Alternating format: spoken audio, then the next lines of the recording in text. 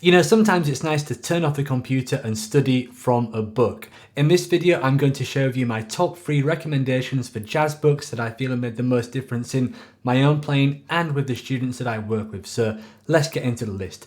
Just before I do that, I'd like to tell you about my own free beginner jazz guitar book, which you can download by clicking on the link in the description. This is a structured method to getting started with jazz guitar, giving you the vital things you need to know to have a structured and methodical approach to learning jazz. So if you'd like to get a copy of that, then please check out the link in the description.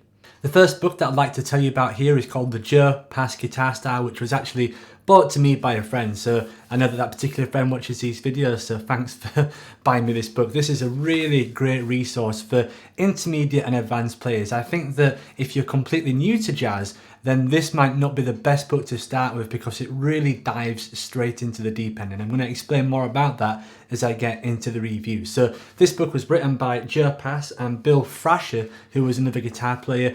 And there's some really great stuff in this book. The book is basically divided into 2 different sections here. You've got half of the book which is devoted to melody. I say half of the book, I mean really most of the book is devoted to melody, improvisation, and then there's a small part in the beginning which is devoted to things like chord substitutions and chords. So you can see there's a little bit about chord substitutions, and there's things like back cycling. So that's why I said it's not good if you are a beginner. You're quickly getting into kind of jazz substitutions and things like that. So if any of you have ever watched a Joe Pass video, then you'll know what I mean. Joe basically kind of starts right in at the deep end when he's teaching, and he gets right into chord substitutions and things like that.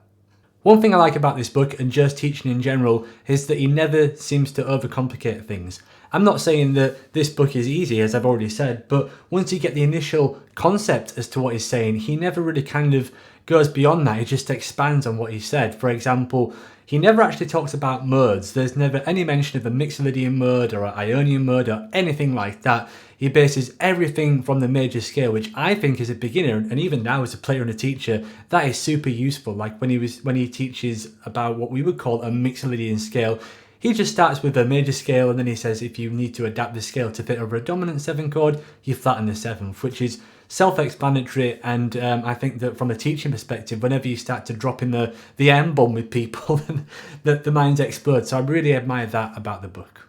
That's not to say that Joe doesn't know what he's talking about when it comes to scales. When he's talking about minor 2-5-1s, he tells you to use a harmonic minor scale, and there's a wealth of information about scales such as the whole tone scales, which are developed beautifully and illustrated in examples both in single kind of lines and also as part of etudes. For example, towards the end of the book, there's loads of solos and etudes written out, which demonstrates the concepts that he talks about earlier in the book. So it builds off these concepts really well, and that's probably one of my favorite things about this book is towards the end of it, there's a ton of etudes and solos which are from Joe Pass. For example, at the very end of the book, there's a solo over Django, if you guys can see that there. And that's obviously one of Joe Pass's best single line recorded albums, so it's nice that that's included. There's also etudes over common forms, like there's a waltz, blues. My favourite in the entire book is this rhythm changes here. I always recommend that students check this out because it's such a great way of getting into rhythm changes. So here's a short video of someone actually playing this. I found this on YouTube now. It's not me playing it, but there is somebody else that's uploaded a video of him playing this rhythm changes etude, so you can check out how cool it sounds.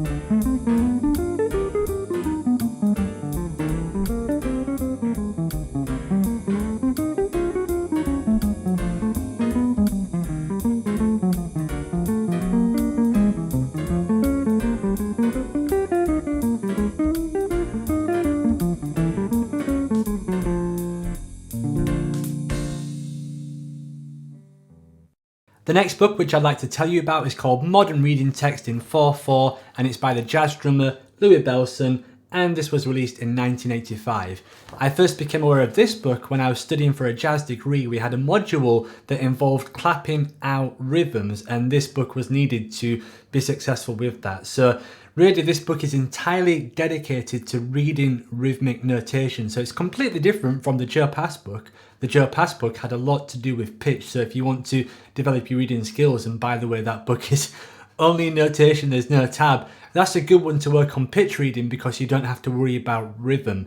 If you want to really focus on your rhythm, then this is the book that you need. This is such a valuable resource for developing that. And the good thing with modern reading text is that it actually starts out as if you've never read anything before. So the first page, for example, looks like this. It's, as long as you know what an eighth note and a quarter note is and what an eighth note rest, then you're fine to go in right at the beginning of the book. So as you can see, that starts with just rhythms like that. And towards the end of the book, I don't think I've actually completed the entire book after working with it for all these years. I must get around to it. But as you can see, the end of the book gets really, really complicated. That's some of the rhythms that you'd see there. And it progressively builds from just basically reading quarter notes and eighth notes to 32nd notes, 16th notes, things like that. So that's why I recommend this book. I haven't seen a book that's quite like this that offers that same methodical approach to developing your reading skills. So the way in which you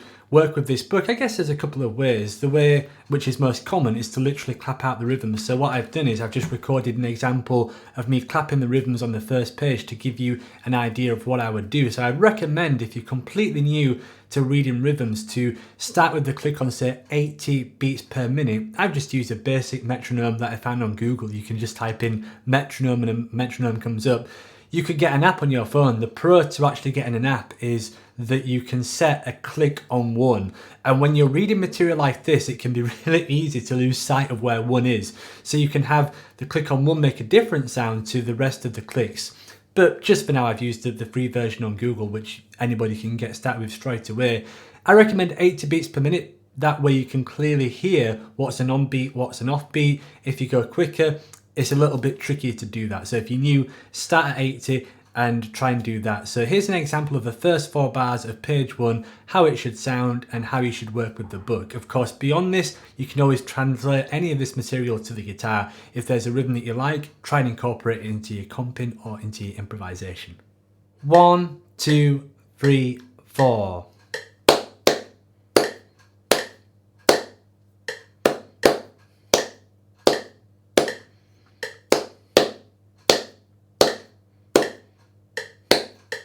The third and final book which I'd like to recommend is called the Berkeley Modern Method for Guitar. There are actually 3 volumes of this, and this is a method that is dedicated to help you learn the instrument and to be able to read on the instrument. So from a technique perspective, it's somewhere in between the Joe Pass book and the Louis Bellson book. The Louis Bellson book dealt entirely with rhythms. Joe Pass was all about pitch. There is some rhythm in some of the etudes, but there's a lot of 8th note material, so you can really focus on pitch. This is really somewhere in the middle, in which you learn about rhythm and melody together. And this is a fantastic book for learning how to read on the guitar. I'm sure there are many books like this, and this isn't unique. Really, I reckon you could use any method book to help you get started. But what I like about this one is how it progresses. So you go from working in positions across the guitar neck, there's duets that you can play, there's chords. So I really feel like it gives you a full spectrum of reading challenges that any guitar player should be able to do. And literally it starts as if you've never read a single note before. And I think that, you know, if you can learn to read, I know that not every single amazing jazz player could read. For example, Chet Baker was known for not knowing any jazz theory, and he had a great ear for playing. But for me, if you can read, it's basically like being able to speak a language, right? If you could speak French, you can definitely get by.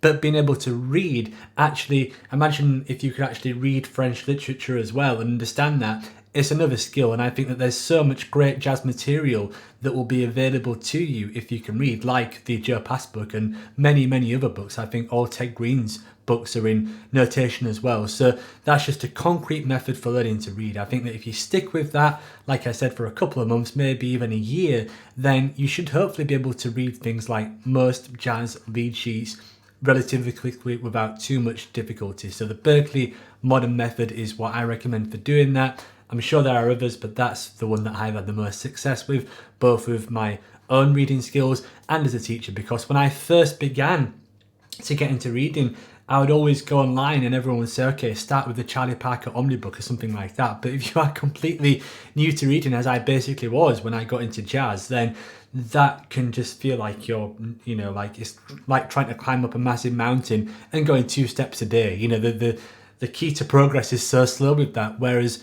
with the Berkeley modern method, some of the pieces are quite easy. So you should be able to get through 1 piece a day. And even if you just did, say, 10 minutes with that a couple of times a week, or if you really wanted to get obsessive with it and do it for maybe an hour or 2 a day, you should be a fairly proficient reader within a few months or a year.